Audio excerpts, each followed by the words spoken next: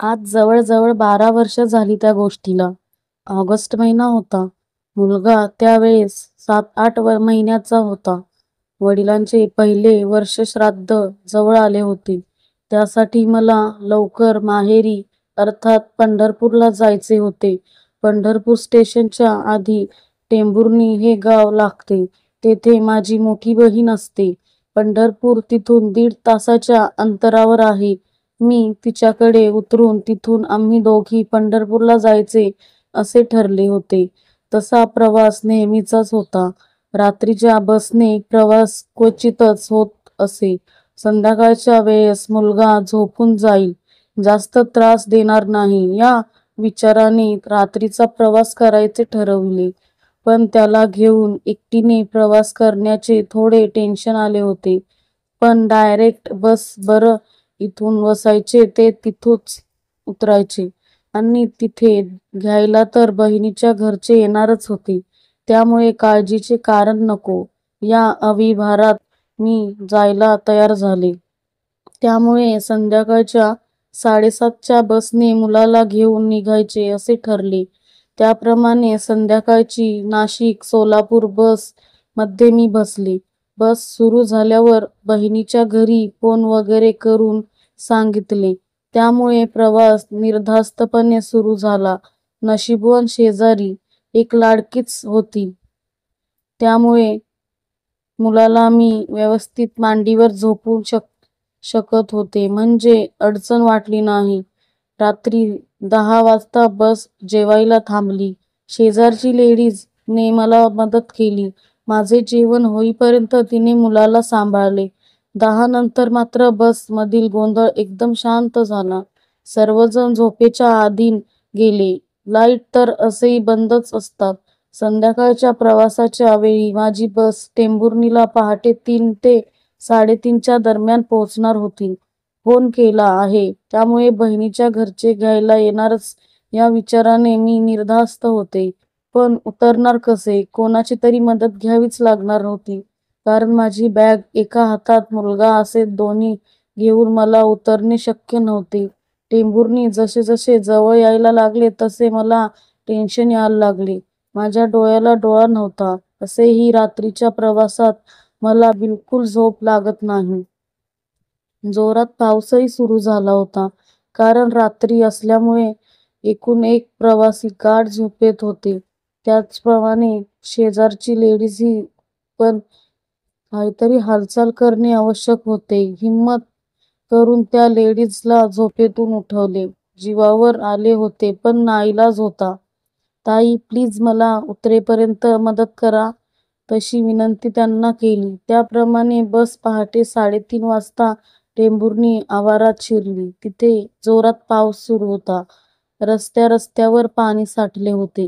शेजारच्या ताईने सांगितले की तुम्ही बाळाला सांभाळा, मी बॅग घेऊन खाली उतरते, मग तुम्ही बाळाला माझ्याकडे द्या. टेंभुर्णी स्टँडवर फारसे प्रवासी उतरणार नसल्यामुळे आणि जोरात पाऊस सुरू असल्यामुळे दुष्काळात 13वा महिना याप्रमाणे बस आता स्टँडमध्ये गेलीच नाही. बस स्टँडच्या बाहेरच उभी राहिली. मी पटकन बॅग घेतली आणि खाली पावसामुळे पाणी साठले होते तरीही तिथेच बॅग ठेवली आणि त्या ताईंनी बाळाला माझ्याकडे दिले. पावसापासून बचावासाठी आमच्याकडे काहीच नव्हते. तरी उतरताना कंडक्टर माणुसकीने विचारले, कशा काय जाणार घरी? मी सांगितले की घरचे घ्यायला येणार आहेत. आणि माझ्याबरोबर त्या स्टँडवर एक माणूस उतरला. थोडी भीती पण वाटली आणि थोडे बरे पण वाटले. आम्हाला उतरून बस लगेच निघून गेली. तालुक्याचे गाव होते त्यामुळे परिसर पूर्ण निर्मनुष्य होता. बस थांबली ते ठिकाण आणि स्टँड 5 मिनिटांचे अंतर होते. कडेवर बाळ झोपला होता. त्यात पावसाचा रुद्रावतार. कशी काय त्या माणसाला माझी दया आली. विचारपूस केली त्याने माझी. बॅग उचलली आणि पुढे जाऊन स्टँडच्या बाकड्यावर नेऊन ठेवली आणि तो निघून गेला. पूर्ण बस स्टँडच्या आवारात आम्ही दोघेच होतो. तोपर्यंत बाळ पण जागा झाला होता. मस्त खेळायला लागला. त्याही परिस्थितीत माझ्या चेहऱ्यावर हास्य आले. त्याला उभे केले आणि अवघडलेला हात मोकळा केला. पटकन पर्समधून फोन काढून लावला तर बहिणीच्या घरी कुणी उचलायलाच तयार नाही. राग यायला लागला. चिडचिड होत होती. रडायलाही येत होते. भीती वाटायला लागली होती. त्यांनाही गाढ झोप लागून गेली होती. सतत फोन करता करता 10 मिनिटांनी फोन उचलला गेला. सांगितलं, लवकर या. ते येईपर्यंत जीवात जीव नव्हता. तेव्हा त्यांची गाडी बघितली आणि हायसे वाटले. ते 10 मिनिट मी मोठ्या विचित्र मनस्थितीत काढले. सगळ्या संमिश्र भावना एकत्र ताटल्या होत्या. तरी नंतर घरी गेल्यावर काय झाले असेल याचा अंदाज करू शकता. शेवटी त्या त्या प्रसंगाची गंभीरता जो अनुभवतो त्यालाच जास्त असते.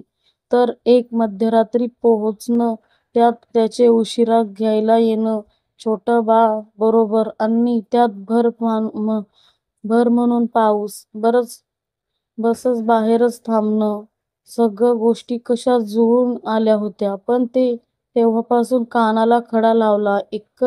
एक तर रात्रीचा प्रवास करायचा नाही. केला तरी आपल्या आपल्या हिमतीवर करायचा, न घाबरता, कोणावर अवलंबून न राहता. आपली सोय आपण करायची. कारण रात्र आहे तर झोप ही प्रत्येकाला अनावरच होते. त्यामुळे 100% दोष कोणालाही देता येत नाही. कायमस्वरूपी ही प्रवासाची आठवण मनावर कोरली गेली. आठवण आली की आजही अंगावर काटा येतो. मित्रांनो, तुम्हाला जर ही कथा आवडली असल्यास आपल्या चॅनलला सबस्क्राईब करा आणि कमेंट करून नक्की कळवा तुम्हाला ही कथा कशी वाटली ती. अशाच नवनवीन स्टोऱ्या ऐकण्यासाठी बेल आयकॉन प्रेस करा. Thanks for watching.